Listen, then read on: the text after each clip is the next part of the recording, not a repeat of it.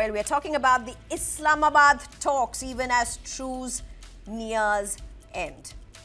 Ahead of a likely second round of talks, an Iranian supertanker has successfully bypassed a US naval blockade and returned to Iranian waters, marking a significant moment in the ongoing standoff. The vessel, which had departed Iran in March for Indonesia, delivered nearly 2 million barrels of crude via the Riau archipelago before making its return through the heavily monitored shipping lanes. Tehran has hailed the operation as a breakthrough against what it calls a US siege, even as regional tensions remain high ahead of a critical ceasefire deadline on April 22nd. Now, was this tanker's successful transit a symbolic win for Iran, showing it can bypass pressure, or a strategic signal ahead of negotiations?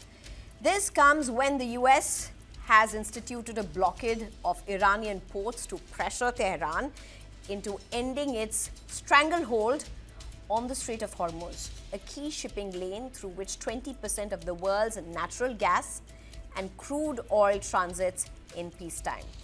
As the ceasefire nears expiry, diplomatic focus has shifted to proposed peace talks in Pakistan. Washington has expressed confidence that discussions will proceed as planned, while signals from Tehran remain cautious. Reports suggest Iran is considering participation, but only under specific conditions. Well, at the heart of the US-Iran standoff are hard red lines on both sides. For Washington, it's about control and security. Control for Strait of Hormuz, full restoration of commercial shipping, no nuclear weapon for Iran. For Iran, it's the end to US blockade of Iranian ports, no resumption of Israel-Lebanon fights, and access to $6 billion worth of frozen assets. US President Donald Trump has confirmed that a high-level delegation, including Vice President JD Vance, Jared Kushner, and Special Envoy Steve Witkoff, will lead negotiations. There are also indications that Trump himself could join, either in person or virtually, if a deal appears imminent. Iranian officials, however, continue to project a firm stance.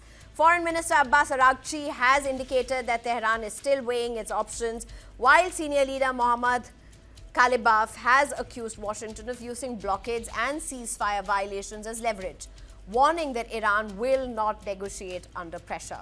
Behind the scenes, diplomatic channels remain active. Pakistan Army Chief Asim Munir has in fact reportedly raised concerns with President Trump, stating that the blockade is a major hurdle to restarting talks. Trump is said to have acknowledged the concern and indicated it would be considered. Meanwhile, Iranian media reports indicate that Iran has got the blessings of Mojtaba Khamenei to be part of the talks. However, the blockade continues to be enforced aggressively. The US Central Command has released footage showing American forces warning vessels near Iranian waters, underscoring the risks of escalation. In one instance, a US warship radioed a cargo vessel, stating that any attempt to breach the blockade would invite inspection or force if necessary.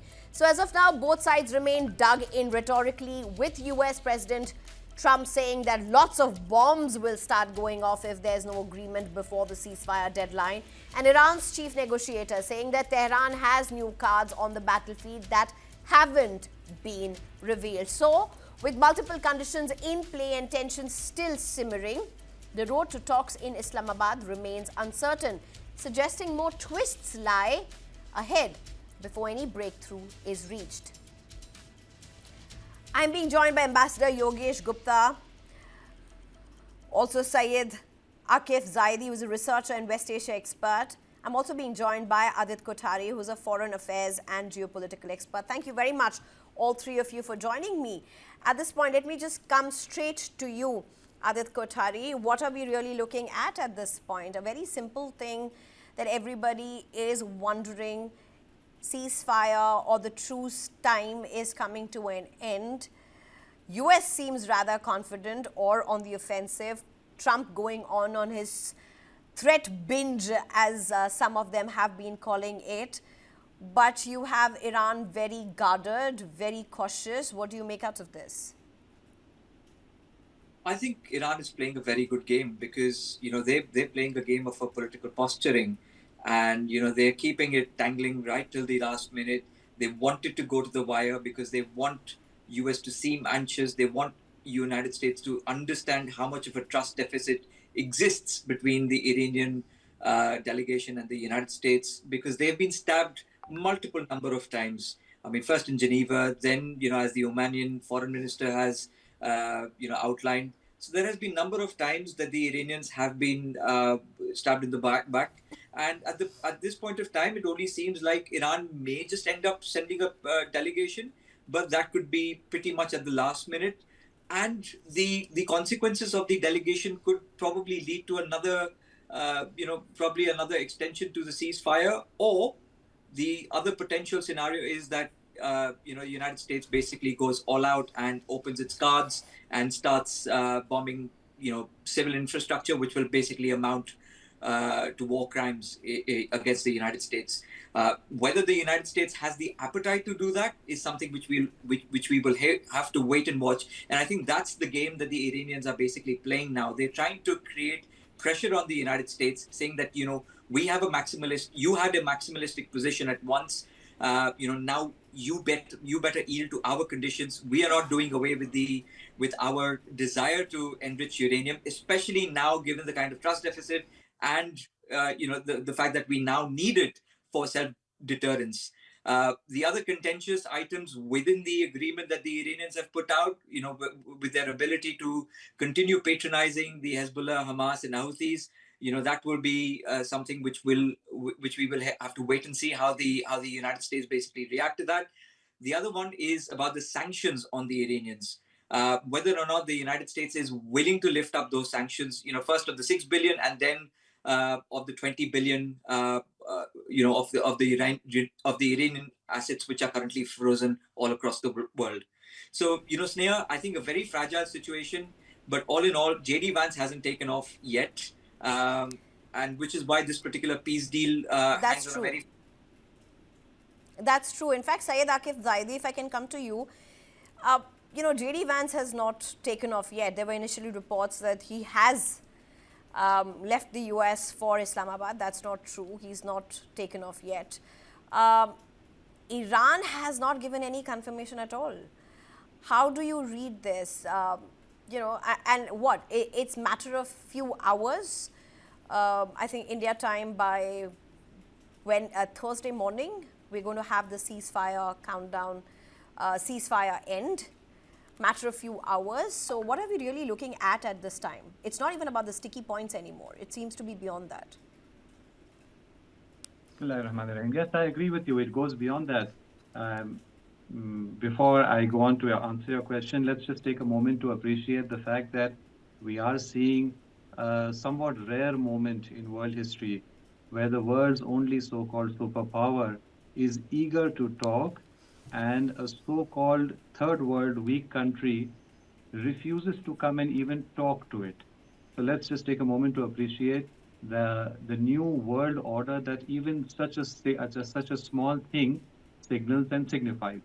Now, coming to your question in particular, the Iranians are trying to train the Americans.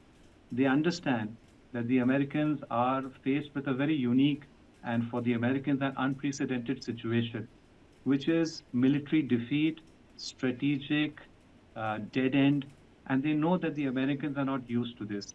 Yes, the Americans have been defeated in Korea, Vietnam, Afghanistan, Iraq over their 80-year history as a superpower, but none of those defeats were of the magnitude that could throw them off their superpower pedestal and change the world order.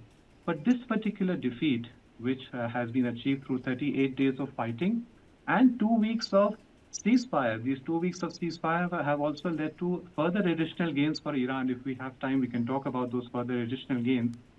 The Iranians are being patient. They understand that they have to train the Americans to learn how to accept defeat, learn how to speak from a position of defeat to an Iran, and to an Islamic resistance axis, which is very powerful now and understands that it has the upper hand. So they are being patient. They're making it very clear that unless America changes its attitude, how will it change its attitude? It needs to stop making threats. It needs to stop these exercises, this seizing of one single Iranian commercial ship and holding its crew and family members as hostages, while tens of other ships, Iranian and non-Iranian, pass by next to it. This exhibitionist attitude of holding one ship hostage and trying to proclaim victory and domination, Iran understands that it has to train America. And so therefore, it is signaling very clearly that as of now, we feel that the Americans do not have the required intellectual bandwidth, ability, or the right attitude to be able to engage in negotiations that actually reflect ground realities. That's interesting. That's very interesting that you mention it, that you put it this way, but let me get in Ambassador Yogesh Gupta at this point. Ambassador, I mean, very intriguing for Syed Akif Zaidi to have put it the way he did. But, you know, no one would take away from the fact that Iran has put up a very strong position, despite what US stands for. But the question really at this point is, for a very long time, people said that, listen, who is this truce talk going to be held with? If US is coming to the table, who in Iran will they be talking to? Because there seems to be multiple command structures. You have IRGC versus government happening within the Iran. There were many versions of these that emerged. There were discrepancies within the heads of Iran that emerged, the tweets that went in public, the comments that were made in public. But yet you do have Iran putting out a very strong force, a very strong position, a very strong Iran. Forget about the rest of the world that even the United States possibly did not expect. And really, the ceasefire talks are now, whether they're going to happen, whether they're not going to happen, all of that really subject to how Iran takes to the table. Ambassador, you'll have to unmute yourself, sir. Ambassador, you'll have to unmute yourself, please. Ambassador Yogesh, you'll have to unmute yourself, sir. All right, I think we'll try and fix that. He's not able to hear me. I think there's some technical issue. But Adit Kothari, till we resume that line, would you want to respond to that question? You just repeat that for me, Sneha, if that's okay. There are multiple Iran command structures that are there in Iran. So many people really said, who is US going to really be talking to? Who's going to be making the decision from Iran's side? If at all that has to happen on the truce table. But Iran seems to have put a very formidable face for itself. True. I think, Henry Kissinger had said this long back. For a guerrilla army, all it needs to do is survive. But for the organized army, it needs to achieve a decisive victory. And that's what the Americans have failed to achieve. Yes, they may have degraded the Iranian military and its navy and its air force. But what it's granted the Iranians is strategic dominance and emboldenment as a consequence of allowing Iran to, assert itself on the Strait of Hormuz. That's the new norm. That is something which we've seen emerge after the February 28th. Because even before this, even when the 12-day war happened, Iran never dared to, choke the Strait of Hormuz. They never held the Strait of Hormuz captive and hostage. But that is something new which has emerged as a consequence of this barrage of a mindless attack that the United States, bestowed upon the Iranians. And this is going to be the new norm unless a deal is reached between the United States and Iran. And Iran at this point seems in no urgency, in no, in no sort of hurry to stitch up any sort of a deal with a maximalistic United States, because all United States is doing, especially what Donald Trump is doing, is trying to posture saying that he has actually won, when actually the contrary is quite the reality. He hasn't won. He may have degraded Iran militarily, but Iran hasn't given up. Right, Adit, I'm just going to interrupt you at this time. I'm being told that we have had Ambassador Yogesh Gupta for a while now. Ambassador, thank you for your patience. Sorry, I think we had some technical issues. We could not get through to you earlier. Go ahead, you were making your point, sir.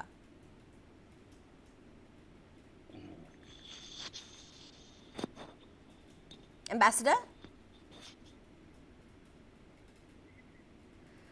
Okay, I think we've had some issues. Very quickly at this point, if I can go to Syed Akif Zaidi at this point.